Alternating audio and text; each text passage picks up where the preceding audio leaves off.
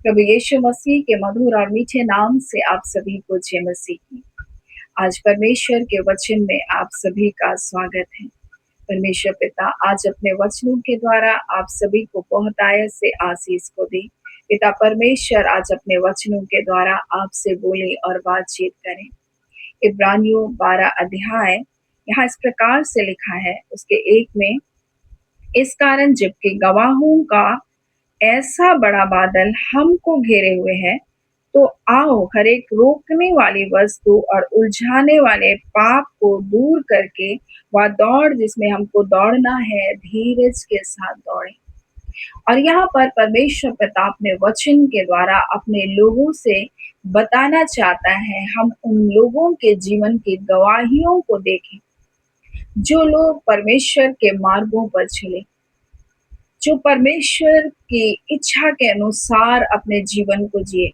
चाहे दुख आए, तकलीफ आए, कठिनाइयां आए उनके जीवन में, चाहे वो मारे मारे फिरे, फिर भी उन्होंने परमेश्वर का इनकार नहीं किया। उन्होंने प्रतिज्ञा के पूरे होने की बाट को जोता रहा। अपने उम्र के अंतिम पड़ाव तक वो पहुंचे। वो हम सारा और अब्राहम के जीवन को देखते हैं, कैसे वो बूढ़े हो गए थे और फिर भी उन्होंने परमेश्वर के प्रतिज्ञा की बाट को जोता। आज परमेश्वर पिता अपने वचन के द्वारा अपने लोगों से क्या कहना चाहते, हम उनके जीवनों को देखें और जिस दौड़ में हम दौड़ रहे हैं मेरे प्रिय मसीही दौड़ में, हम उस दौड़ में हम धीरज के साथ दौड़ें।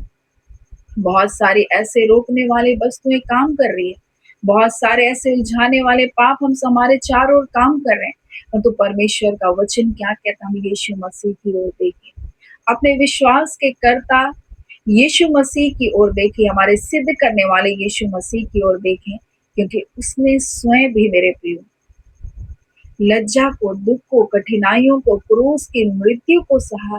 किस लिए? उस आनंद के लिए जो उसके आगे था। वो आनंद जो पिता के दाहिनी ओर जाकर बैठने में है, वो आनंद जो पिता के निकटता में है, उस आनंद के लिए मेरे प्रिय यीशु मसीह ने इस संसार में आकर के हर लज्जा, हर कष्ट, हर पीड़ा को उठाया।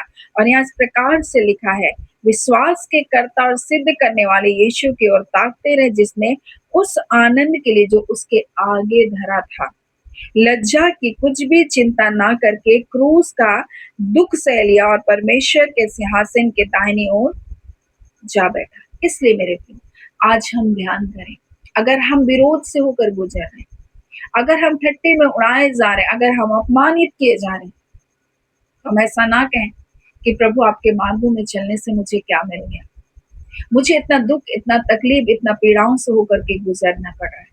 परंतु मेरे प्रियो ये हमेशा नहीं रहेगा। परमेश्वर का वचन क्या कहता है, परमेश्वर का ज्ञान ये है मेरे प्रियो कि कोई भूमि को हमेशा जोतता नहीं रहता है, कोई हमेशा बीज बोता नहीं रहता है, कोई हमेशा लौनी करता नहीं रहता है, परंतु हर एक चीज का एक समय है। वैसे मसीही जीवन में भी हर एक प्रकार का पड़ाव है मेरे प्रियो, और हम उन पड़ाव से होकर के गुजरते हैं। आज हो सकता है हम परीक्षाओं से होकर गुजर रहे हैं, तकलीफों से होकर के गुजर रहे हैं, अकेलेपन से होकर के गुजर रहे हैं, हम लज्जा से होकर गुजर रहे हैं, हम ठट्टों से होकर के गुजर रहे हैं, हम निर्धनता से होकर के गुजर रहे हैं, बीमारियों से होकर गुजर रहे हैं, परंतु ये स्थायी नहीं है, ये बदल जाएगा। और इसके परमेश्वर कहता है, अपने चारों गवाह के बादलों को देखो जो तुमको घेर करके रखें, इसलिए तुमको कोई भी बातें रोकने ना पाए परमेश्वर की इच्छा में बढ़ने के लिए, परमेश्वर की आज्ञाकारिता में बढ़ने के लिए, परमेश्वर की पवित्रताई में बढ़ने के लिए। इब्रानी 6वां अध्याय में इसी प्रकार से लिखा हुआ है, जब 6 के 4 में पढ़ते हैं तो लिखा है, क्योंकि जिन्होंने एक बार ज्योति पाई, और लिखा है, और जो स्वर्गीय वरदान का स्वाद चखे, जो पवित्र आत्मा से भरे गए, परमेश्वर के वरदानों से भरे गए, परमेश्वर की ज्योति में जो आ गए मेरे प्रियो। और आगे लिखा इस प्रकार से, जो उत्तम वचन का और आने वाले युग की सामर्थ का स्वाद चख चुके हैं। ऐसे परिपक्व विश्वासी के बारे में जो आत्मा से भरे गए, दान और वरदानों से भरे गए, परमेश्वर के वचन से भरे गए हैं मेरे प्रियो, और उनके विषय परमेश्वर क्या वचन कहता है। और परमेश्वर का उत्तम वचन का और आने वाले युग के सामर्थ का स्वाद चख चुके हैं। यदि वे भटक जाएँ, तो उन्हें मन फिराव के लिए नया बनना अनहोना है, क्योंकि वो परमेश्वर के पुत्र को अपने लिए क्रूस पर चढ़ाते हैं और प्रगट में उस पर क्या करते हैं? कलंक लगाते हैं। क्योंकि ये ऐसी भूमि के समान है मेरे प्रिय, जो वर्षा का जल पी-पी करके मेरे प्रियो ओट कटारे उगाती है। ये ऐसी भूमि है, इसके बारे में लिखा है, यदि वह झाड़ी ऊँट कटारे उगाती है और निकम्मी और श्रापित होने पर है, तो उसका अंत जलाया जाना है। ऐसों के लिए और मन फिराव का होना कठिन है मेरे प्रिय। जो परमेश्वर के उपस्थिति में आए, जो दान और वरदानों से भरे गए, परमेश्वर के सामर्थ को जिन्होंने देखा अपने जीवन में। और यहाँ इस प्रकार से लिखा है, क्योंकि जो भूमि वर्षा का पानी को जो उस पर बार-बार पड़ता है, पी-पी कर, लिखा है, जिन लोगों के लिए वह ज्योति बोई जाती है, उसके काम का साग-पात उग जाती है, तो वह परमेश्वर से आशीष पाती है। वही परमेश्वर से आशीष को पाएगा, जो आत्मा के अनुसार चलेगा और जिनके जीवन में परमेश्वर की पवित्रता, परमेश्वर का स्वभाव, परमेश्वर का चरित्र काम करेगा। वही आशीष को पाते चले जाएँगे। और इसलिए परमेश्वर का वचन कहता है, तुम्हारे चारों ओर गवाहों का एक बहुत बड़ा बादल है। तुम अपने जीवनों को देखो और उनके जीवनों को देखो और देखो तुम कहाँ गलतियों को कर रहे। हम परमेश्वर के एक दास के बारे में देखेंगे, एलिय्याह के दास एलीशा के बारे में हम देखेंगे। एलीशा, जिसको परमेश्वर ने एलिय्याह का दास करके, टहलुआ करके चुना था, ताकि वो आगे वो भविष्यवक्ताई सेवा को करे। और एलीशा क्या कर रहा था? एलिय्याह के साथ रहकर उसके हाथों को धुला रहा था, एक दास के समान काम को कर रहा था। परंतु जब परमेश्वर ने उसको कहा एलिय्याह को कि अब तू उठा लिया जाएगा, तो हम देखते हैं एलीशा के जीवन को, लोग उससे कह रहे हैं कि तुम्हारा स्वामी उठा लिए जाने पर है। उसने कहा तुम चुप रहो, मैं जानता हूं। परंतु वो नहीं छोड़ा एलीशा का साथ, वो उसके पीछे पीछे बना रहा। चाहे वो उसको पता है आज मेरा स्वामी मुझसे अलग हो जाएगा, परंतु फिर भी वो पीछे लगा रहा। और हम देखते हैं उसके जीवन को, किस प्रकार से वो बेतेल से यरीहो, यरीहो से यरदन के पार तक उसके पीछे पीछे लगा और बार बार एलिय्याह उससे कह रहा था कि तू रुक जा, परंतु नहीं रुका, अपने स्वामी के पीछे बना रहा। आज मेरे प्रियो, कई बार हमारे जीवन में ऐसी परिस्थितियां आएगी जब हमको लगेगा कि प्रभु हमको छोड़ दिया है, प्रभु चाह रहे कि प्रभु हमें ऐसा मन में आएगा कि प्रभु शायद अब मुझे नहीं चाह रहा है, परमेश्वर चाह रहे कि बस तो हम लौट जाए पुराने जीवन में। ऐसा हमारे जीवन में कई प्रकार के विचारों को शत्रु डालेगा। परमेश्वर आज अपने वचन के द्वारा अपने लोगों से कहना चाहता है, ऐसे कई प्रकार के रोकने वाली वस्तुएं आज भी काम कर रही है। देखो परमेश्वर तुमसे प्यार नहीं करता, देखो परमेश्वर तुम्हारी सुधि नहीं रखता, देखो परमेश्वर तुम्हारे बारे में कुछ भी नहीं सोचता। और ऐसा तो एलिय्याह एलीशा के साथ व्यवहार कर रहा था। वो कह रहा था रुक जा, मेरे पीछे मत आ, वो उसको भेज रहा था, लेकिन वो उसके पीछे जाना नहीं छोड़ा। वैसे मेरे प्रियो, कई बार कई परिस्थितियां हमारे जीवन में आएगी जब हमको लगेगा हमारा प्रभु हमको नहीं पूछ रहा, हमारी वो ध्यान भी नहीं दे रहा, उसको हमारी परवाह भी नहीं है, मेरी तकलीफों को उसको ध्यान भी नहीं है, ऐसा लगेगा। परंतु जब हम उसके पीछे पड़े रहेंगे, जब हम उसके पीछे पीछे चलते रहेंगे मेरे प्रियो, जब हम विश्वास योग्यता के साथ चलते रहेंगे मेरे प्रियो, हम भी एलीशा के समान आशीषों को पाएंगे। और इस प्रकार से जब हम देखते हैं दूसरा राजा में, तो यहाँ इस प्रकार से लिखा है 9 में, उनके पार पहुंचने पर एलिय्याह ने एलीशा से कहा, इससे पहले कि मैं तेरे पास से उठा लिया जाऊं, जो कुछ तू चाहे मैं तेरे लिए करूंगा, मांग। और जब उसने देखा तो मेरे पीछे है, मेरे पीछे यरदन के पार तक उतर आया, तब वो कह रहा है कि मैं तेरे लिए क्या करूं, मुझसे मांग। तब यहाँ एलीशा ने कहा एलीशा ने कहा तुझ में जो आत्मा है उसका दूना भाग मुझे मिल जाए। उसने कहा तूने बहुत कठिन बात मांगी है, तो भी इसलिए कि तू मुझे तो भी यदि तू मुझे उठा लिए जाने के बाद देखने पाएगा तो तेरे लिए ऐसा ही होगा, नहीं तो नहीं होगा।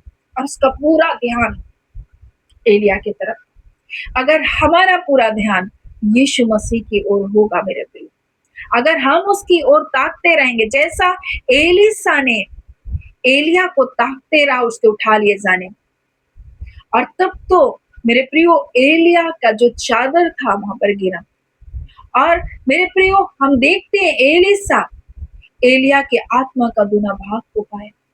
आज जब हम यीशु मसीह को और देखते रहेंगे मेरे प्रियो, जब हम उसकी ओर देखकर चलते रहेंगे, उसको क्या अच्छा लगता है उसको जानेंगे, उसने कैसे दुख को हमारे लिए उठाया, कैसे अपमान के रास्तों से होकर चला, कैसे क्रूस की मृत्यु को उसने सह लिया और किस कारण उसने सहा, परमेश्वर ने उसको कैसे इनाम को दिया। हम इस बात की ओर ध्यान दें। और वैसे मेरे प्रियो, मसीह दौड़ में जब दौड़ रहे, कई प्रकार के उलझाने वाली बात है मेरे प्रियो, जो हमको उलझाती है ऐसे पाप, हमें दौड़ से वंचित करती है। जैसे यहाँ पर एलिसा को बहुत सारे लोग रोक रहे थे, परंतु वो रुका नहीं और उसने उस आत्मा का दुना भाग को पाया। लेकिन इसी एलिसा का दास जो गेजी था, हम उसके जीवन को भी देखें। जब हम देखते हैं दूसरा राजा और उसके 5वां अध्याय के 20 में, तो यहाँ इस प्रकार से लिखा, परमेश्वर का भक्त एलिसा का सेवक गेजी सोचने लगा,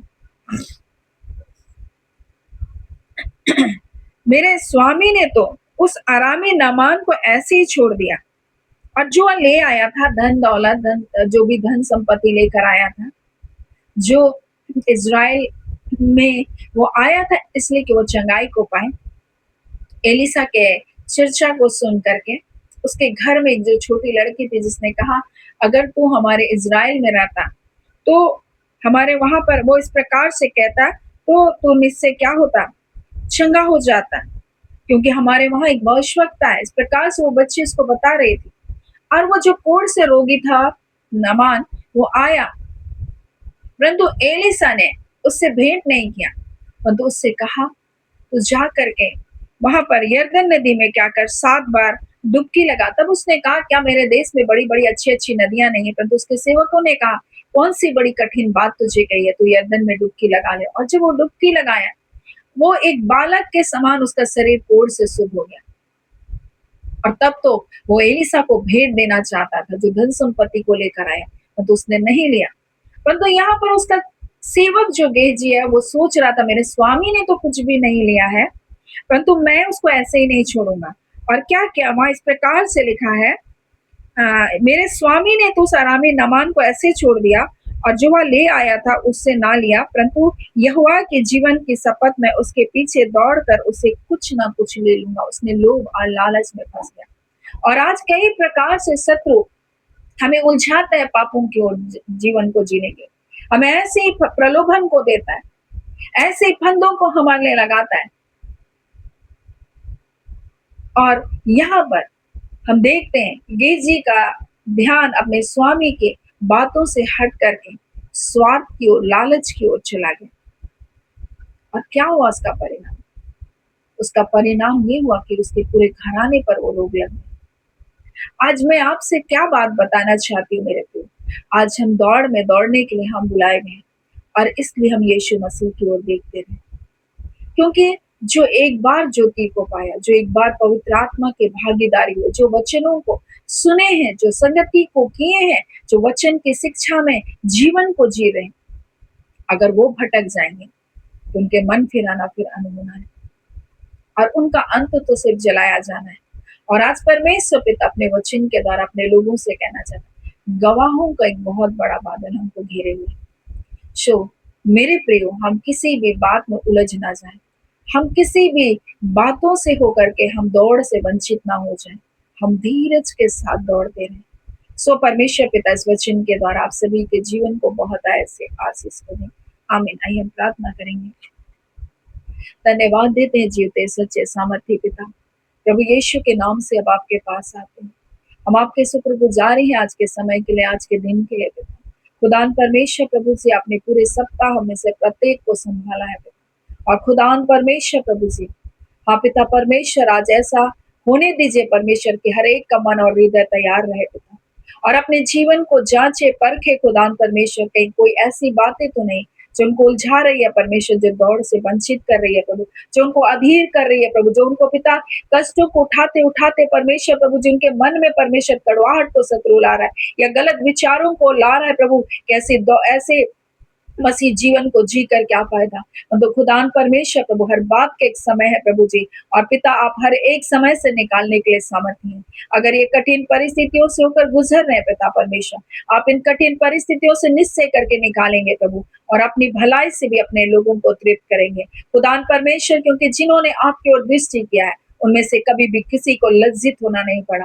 हाँ प्यारे पिता प्रभु जी, यीशु मसीह संसार में आकर आपने उस आनंद के लिए जो आपके आगे था प्रभु, आपने पिता प्रभु इस संसार में लज्जा, दुख और कठिन मृत्यु को उठाया। आज प्रभु यीशु हम आपकी ओर देखे प्रभु, आपने किस प्रकार से पिता की इच्छा के अनुसार अपने जीवन को जिया। आज उसी प्रकार से मेरे पिता हमें भी आपकी इच्छा के अनुसार जीवन को जीने के लिए सहायता कीजिए।